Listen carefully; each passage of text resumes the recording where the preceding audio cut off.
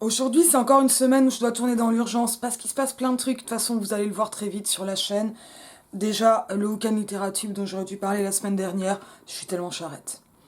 Mais, mais, puisque je sors de chez moi, il est temps de parler d'une autre maison.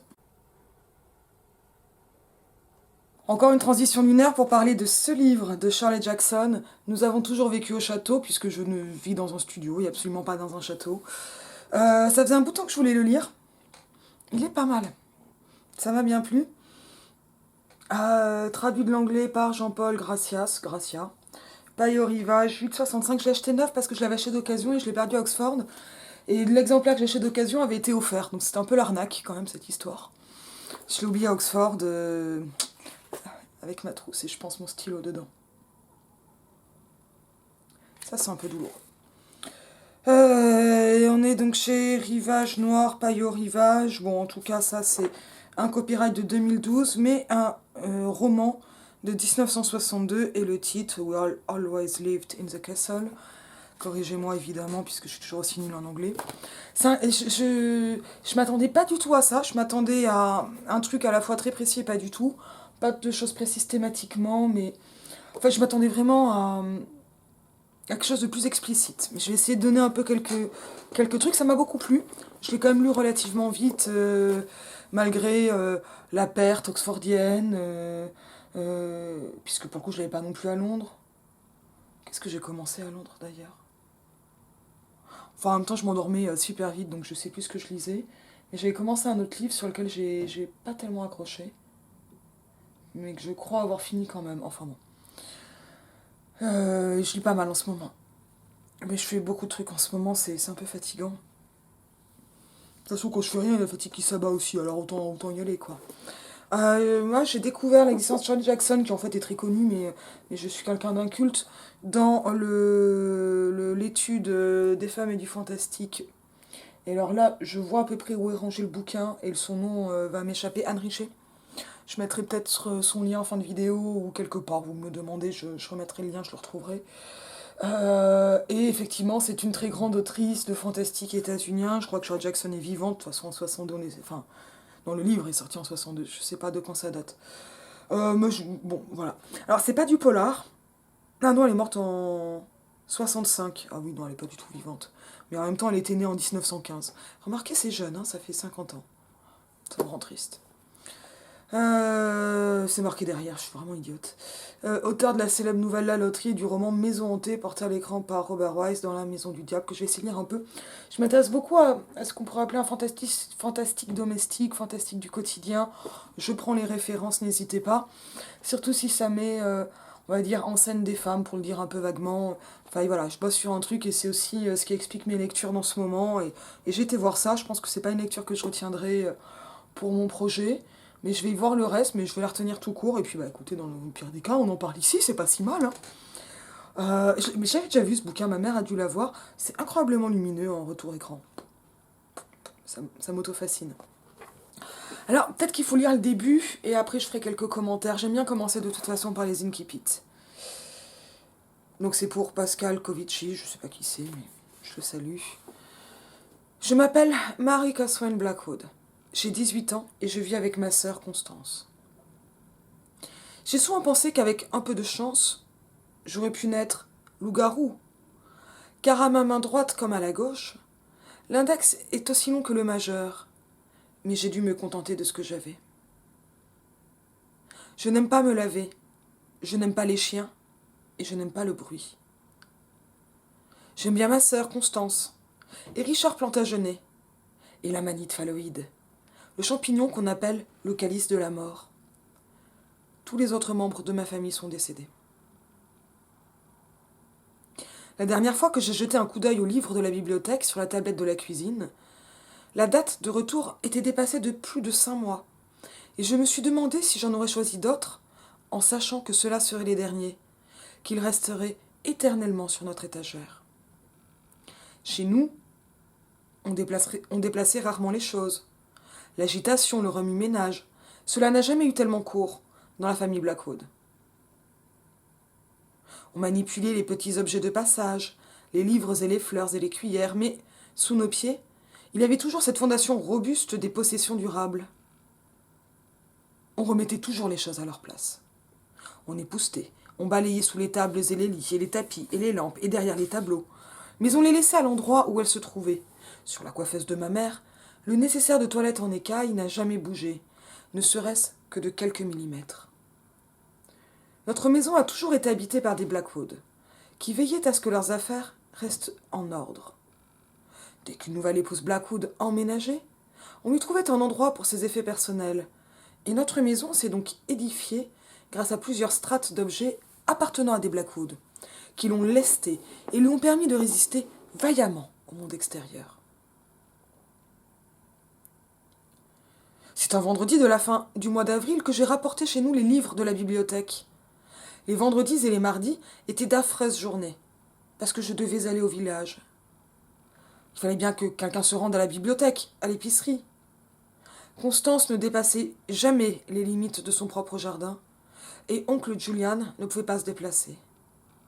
Par conséquent, ce n'était pas l'orgueil qui me poussait jusqu'au village 2 fois par semaine, ni même l'entêtement, mais seulement le simple besoin de lecture et de nourriture. Il se peut que ce soit l'orgueil qui m'ait fait entrer chez Stella pour y boire un café avant de reprendre le chemin de la maison. Je me dis que c'était l'orgueil, et que je n'éviterai sous aucun prétexte d'entrer chez Stella, aussi fort que soit mon désir de regagner la maison. Mais je savais aussi bien que, si je n'entrais pas chez elle, Stella me verrait passer, et qu'elle penserait peut-être que j'avais peur. Et c'était une idée que je ne pouvais supporter.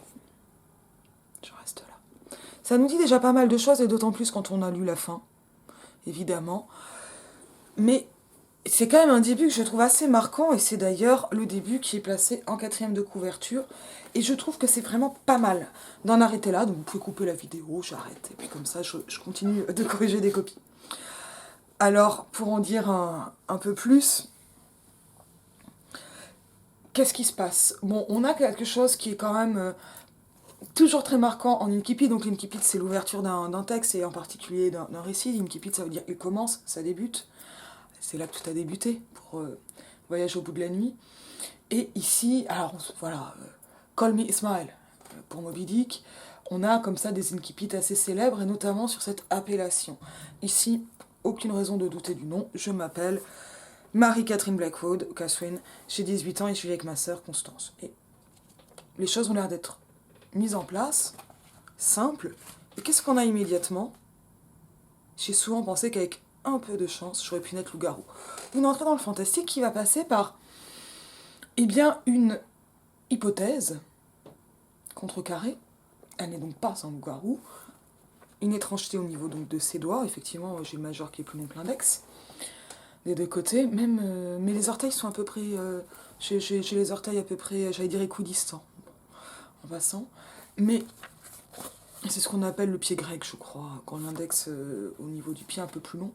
C'est plus rare pour les mains, j'ai l'impression. Ça doit bien arriver. En tout cas, une entrée dans le fantastique, mais qui va passer par une voix qui est assez étrange, qui semble assez puérile alors qu'il s'agit d'une jeune femme de 18 ans, et qui semble très enfantine, avec en fait une succession de phrases très simples, assertives, des affirmations, les unes après les autres, avec un sentiment de parataxe. C'est pas exactement de la parataxe, parce que dans la parataxe, ça avait des propositions dans une même phrase. On peut avoir de l'hypotaxe, c'est-à-dire de la subordination, voilà, quand une phrase est enchâssée dépend d'une autre. Et on va avoir aussi la parataxe, c'est ce qui peut définir le style coupé, très, très stendhalien par exemple, le style coupé, des propositions indépendantes qui sont juxtaposées, posées les unes à côté des autres, en général séparées par des points-virgules. Et là, ce qu'on a, c'est vraiment des phrases assez courtes globalement, qui permettent, enfin, voilà, qui vont passer l'une, l'autre, et sans avoir de lien entre elles, donc pas de lien logique explicite, mais même, on a l'impression, pas de lien thématique. J'aurais pu être loup-garou, je n'aime pas me laver, je n'aime pas les chiens, je n'aime pas le bruit.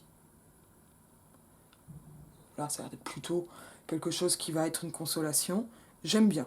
Donc, et on voit que le lien Il tient très peu de choses, et c'est ça qui donne l'impression d'une voix puérile. Parce que on est au présent, je vis avec ma sœur Constance, donc j'ai souvent pensé, j'aurais pu. Donc elle parlait d'elle, elle continue à parler d'elle. Elle doit se contenter de ce... J'ai dû me contenter de ce que j'avais, point. Je n'aime pas me laver, je n'aime pas les chiens, je n'aime pas le bruit. Hop, là, on a vraiment 3 propositions juxtaposées dans une seule phrase, cette phrase vient finalement être un genre de consolation. Se contenter de ce qu'on a, sur le fait de ne pas être un loup-garou, idée quand même un peu étrange dans un récit, bon, mais que l'on ouvre en s'attendant peut-être à du réalisme. Et finalement, de je n'aime pas, je n'aime pas, je n'aime pas, x3, j'aime bien. Mais dans la liste des choses aimées, on a l'impression d'une liste à la Prévert et en même temps inquiétante. Ma sœur Constance, Richard Plantagenet, la manite phalloïde, avec une expansion du nom, une opposition en expansion du nom, le champignon qu'on appelle le calice de la mort, qui vient expliquer ce qu'est la manite phalloïde. Ce qui fait quand même 2 personnes en champignon. Une dernière phrase, tous les autres membres de ma famille sont décédés sans lien apparent. Alors ce lien, il va se faire quand même assez vite.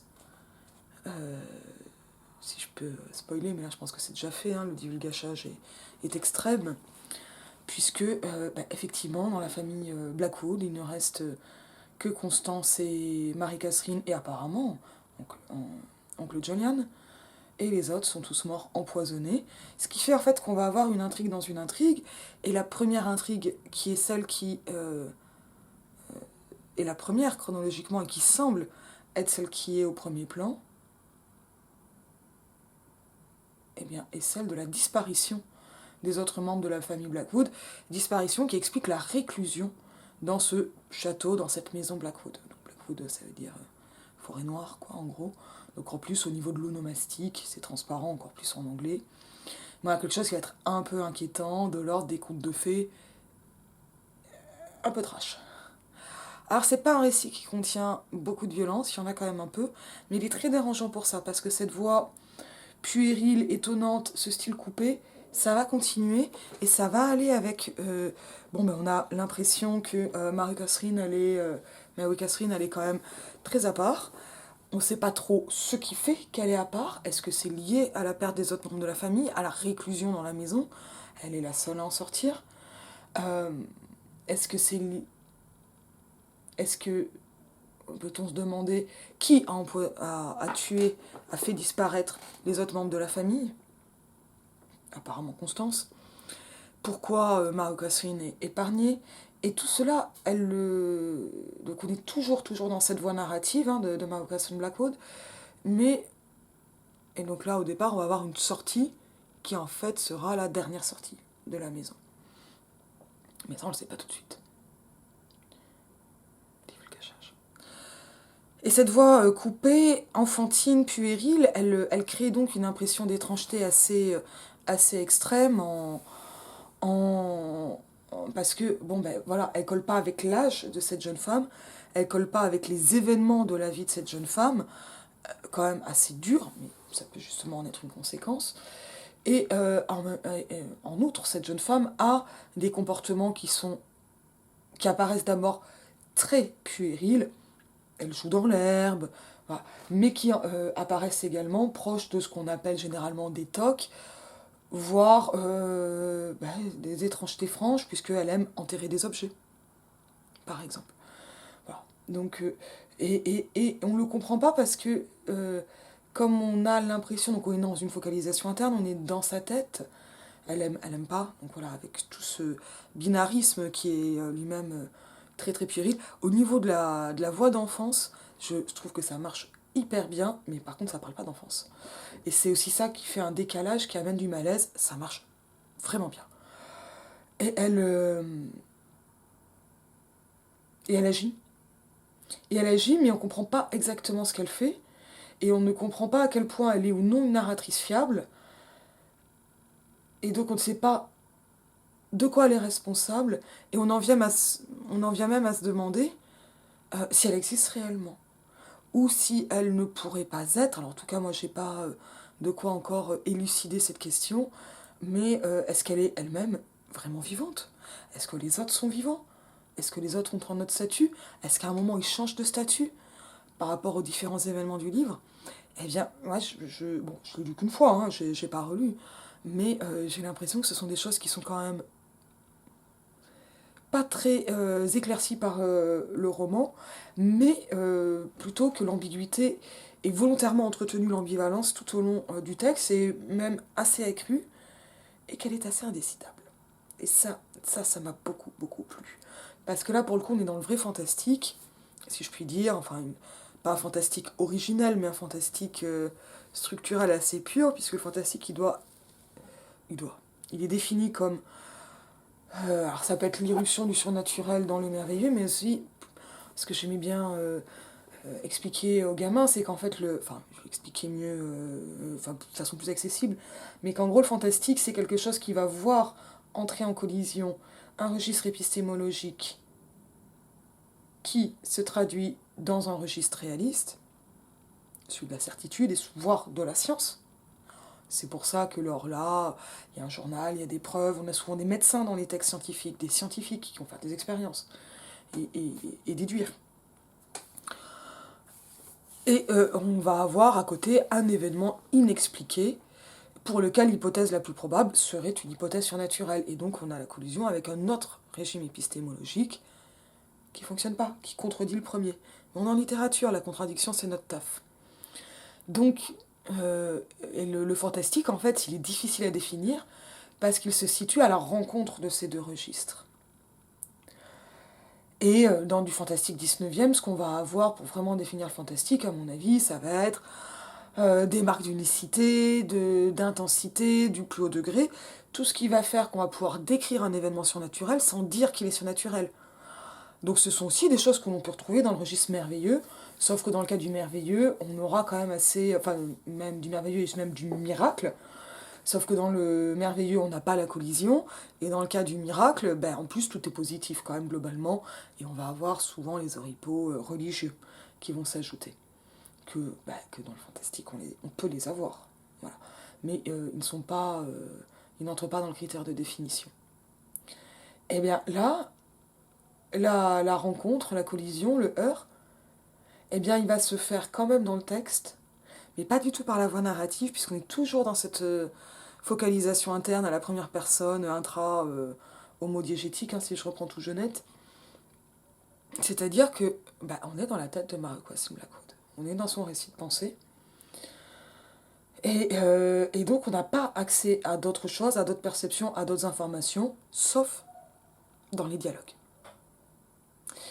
Et donc quand on entend d'autres personnages s'adresser à elle ou parler d'elle, pas forcément de façon positive, mais les personnages ne sont pas non plus forcément aimables.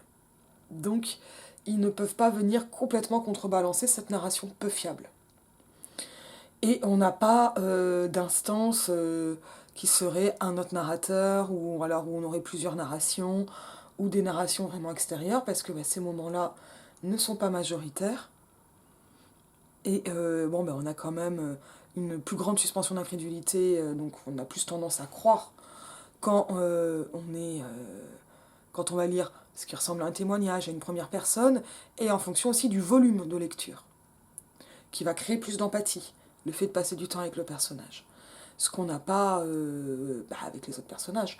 On n'a pas accès à leur intériorité, et en plus ils sont complètement désagréables. Et quand on les surprend parler sans savoir qu'ils sont écoutés, ils sont encore moins agréables. Donc voilà, et ils peuvent aussi donner une impression de double jeu, ce qui fait qu'ils ne sont absolument pas fiables non plus. Donc on n'a pas beaucoup de points de repère, mais au départ, on n'a pas l'impression d'avoir besoin de ces points de repère.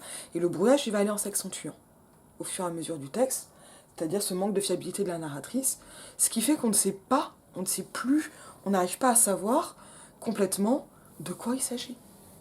Et avec cette grande question, est-ce que, voilà, on peut le demander tout franchement, est-ce qu'un fantôme a un monologue intérieur ? Mais aussi, moi, ça m'amène à d'autres questions qui vont être du genre,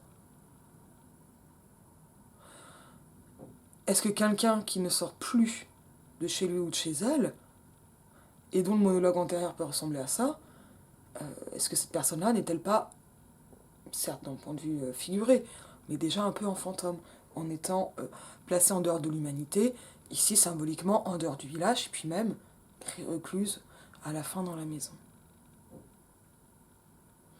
Et on a effectivement des personnages qui sont quand même particulièrement entravés.